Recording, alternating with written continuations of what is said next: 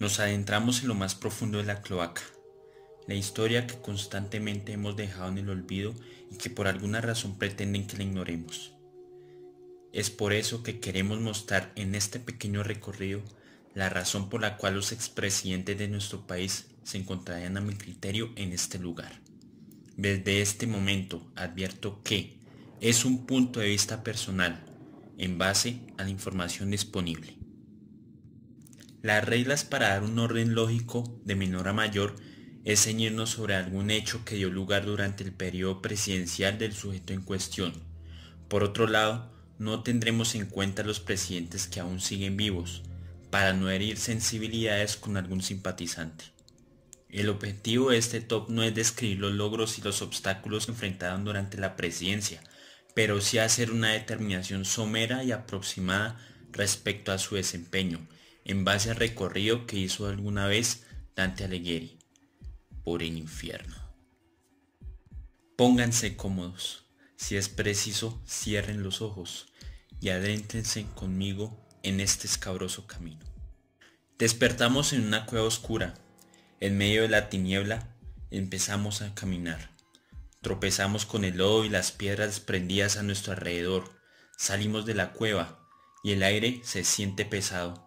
Un olor a carbón quemado rodea el lugar, pero por lo que se cree es una selva oscura, llena de excremento y lodo de un lado a otro. No hay señales de vida silvestre, salvo por tres figuras, la de tres animales que por sus morfologías se parecen a la de los felinos de gran tamaño. Pero para ser justos, se trataría de un antepasado ancestral de los gatos y los perros, los cuales, por sus características salvajes, dejan claro que todo lo que entra allí no tiene un camino de regreso, cuyo inicio da lugar a una puerta, la cual conlleva a un camino descendente. Número 5. Empezamos a descender y una luz tenue adorna el recinto. Nos encontramos al primer presidente de este top. Se trata de Clímaco Calderón Reyes, quien ocupó la presidencia del país de manera transitoria por 2 días, entre el 1 y el 22 de diciembre de 1882, a la muerte de su antecesor, un viejo llamado Francisco Javier Zaldúa, a quien le tenía una tierría un tal Rafael Núñez, más por un tema de choques internos por intereses entre los liberales moderados y radicales de la época. En fin, después de muerto Zaldúa, esperaban que Núñez, su rival, asumiera de nuevo la presidencia. Sin embargo, el Barbucha se encontraba enfermo. Buscaron una solución rápida, razón por la cual Clímaco fue designado de manera no democrática por miembros del Congreso y del Ejército Nacional, con el ánimo de que dicho puesto de presidente tuviera una continuidad. Su periodo duró solamente 2 días, porque al día siguiente, y con el respaldo de un enfermo Rafael Núñez, fue elegido presidente José Eusebio Talora. ¡Que viva la democracia, coño! Es por esta razón que el periodo presidencial de Clímaco Calderón pasó desapercibido en el olvido. Número 5. Número 4. Descendiendo unos metros más adelante encontramos a Jorge Marcelo Holguín Mayarino, un godo que ocupó la presidencia 2 veces, y en esas 2 ocasiones las ejerció para terminar el mandato de 2 presidentes que renunciaron en su momento, del 7 de junio al 3 de agosto de 1909, reemplazando a Rafael Reyes, y el 11 de noviembre de 1921 al 7 de agosto de 1922, tomando el lugar de Marco Fidel Suárez. Durante la primera presidencia tuvo que enfrentar los problemas ocasionados a partir de su antecesor, Rafael Reyes, quien no pudo encontrar una solución efectiva a partir de la crisis generada por la separación de Panamá. Aparte, que muchos consideraban ilegítimo su gobierno por ser elegido directamente por el Congreso. Tampoco habría que culparse, porque duró solo 2 meses, y en ese tiempo no se podía hacer mucho. Eso no quería decir que no hiciera nada, al contrario, el tipo se sabía inmiscuir muy bien dentro de la vida política y militar del país, y durante las 2 últimas décadas del siglo XIX y las 2 primeras del siglo XX, tuvo una participación activa dentro de la demarcación limítrofe de Colombia con sus países vecinos, como en el caso de Perú y con Panamá con el Tratado Urrutia-Thompson, aunque no hay que ignorar que ese tipo de tratados se debe más a intereses políticos del gobierno y en favor de las multinacionales en últimas. Su tiempo en la presidencia no pasó tan desapercibido como el anterior, porque hay que reconocerlo, el tipo era un perro viejo en el medio. Y en gran parte es culpable de la demarcación limítrofe que tiene Colombia en la actualidad. Número 4. Número 3.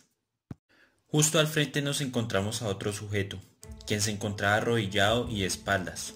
Se trataba de José María Rojas Garrido, quien sin pena ni gloria ocupó la presidencia entre el 1 de abril y el 20 de mayo de 1866, en medio de un agitado ambiente producido por el exilio del presidente titular de la época, Tomás Cipriano de Mosquera, el Mascachochas, quien buscaba asumir poderes dictatoriales, dejando a raya a instituciones como el Congreso de la República y la Iglesia, y meterse con la Iglesia, ay papá, eso era peligroso.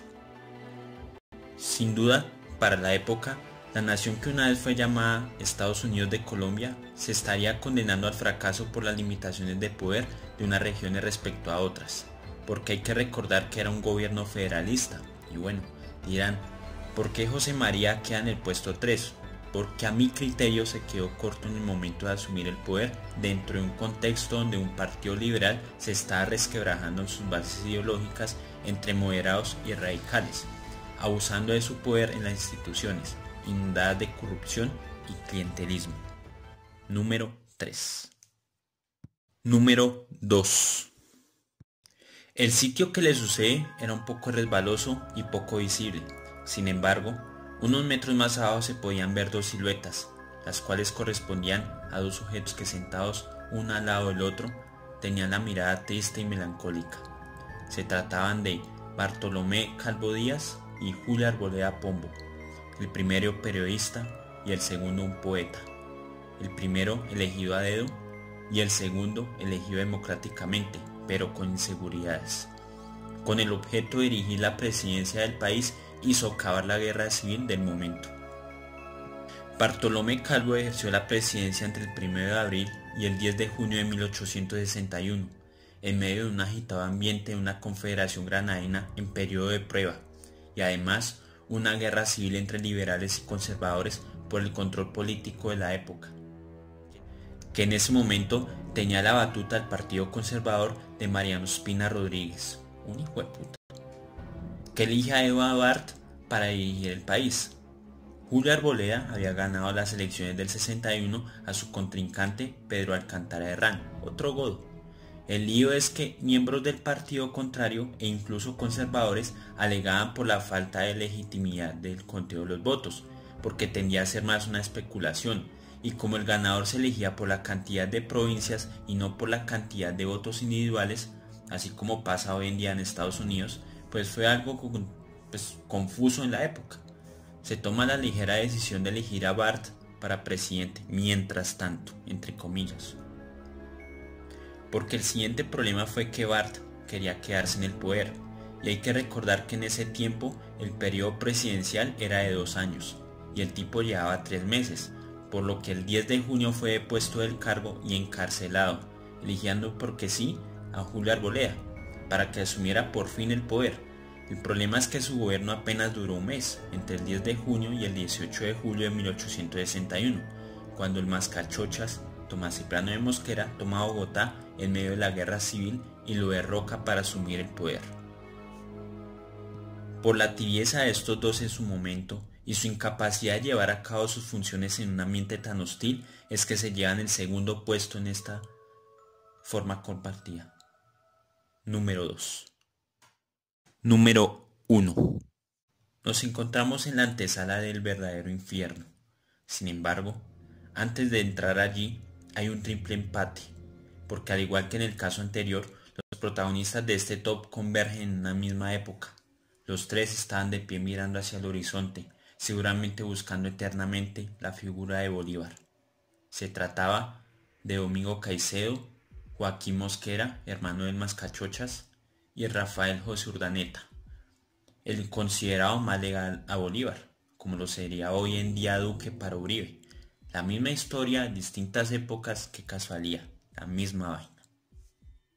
Dentro del contexto, Bolívar renuncia a la presidencia por presión del Congreso el 4 de mayo de 1830, y lo que representa para él el sueño de una gran Colombia entra en su etapa final.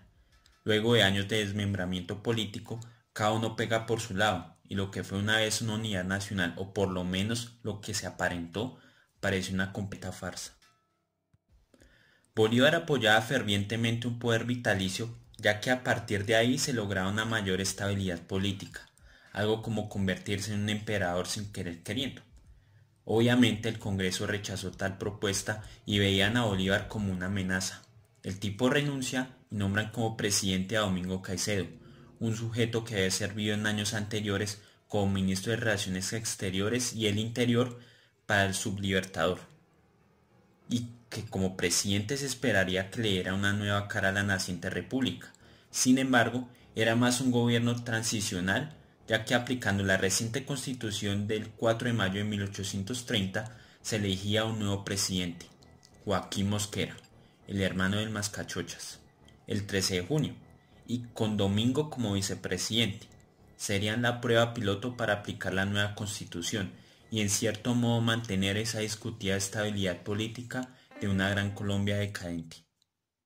Sin embargo, por su mala gestión, se quedó sin respaldo político y fue derrocado por Rafael Urdaneta el 4 de septiembre de ese mismo año. Rafael daba una esperanza en Bolívar de volver a unificar la ya desmembrada política de la Gran Colombia, pero Bolívar se encontraba enfermo. Por este motivo, asumió la presidencia y como su hombre fiel, siempre afirmaba que su gobierno era temporal, hasta que Bolívar se recuperara y asumiera la presidencia. Pero no fue así. Bolívar falleció el 17 de diciembre de 1830 y con él las esperanzas de restaurar la soñada Gran Colombia.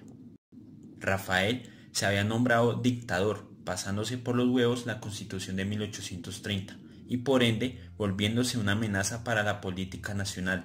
Ya sin respaldo político, cedería su poder al mismo vicepresidente, Domingo Caicedo, quien se encargó de perseguirlo por ser contrario a las expectativas de la naciente república. Se dice que querían asesinarlo, por lo que tuvo que exiliarse a Venezuela, donde Páez le dijo que nanay, siendo condenado al exilio total. Ya sin ningún detractor político, Domingo Caicedo accedería de nuevo a la presidencia de la Gran Colombia hasta el 22 de noviembre de 1831. En el lapso de este tiempo, comprende que gobernar la Gran Colombia era completamente inviable, por lo que decide convocar a una convención para decidir cuál sería el destino de la República, dando lugar al nacimiento de la Nueva Granada, con José María Obando en la presidencia, ya sin el apoyo de Caracas y Quito, por supuesto. Es por esto y la incapacidad de mantener estable el sueño de un Bolívar amargado y ambicioso que estos tres se quedan con el primer puesto. Número 1.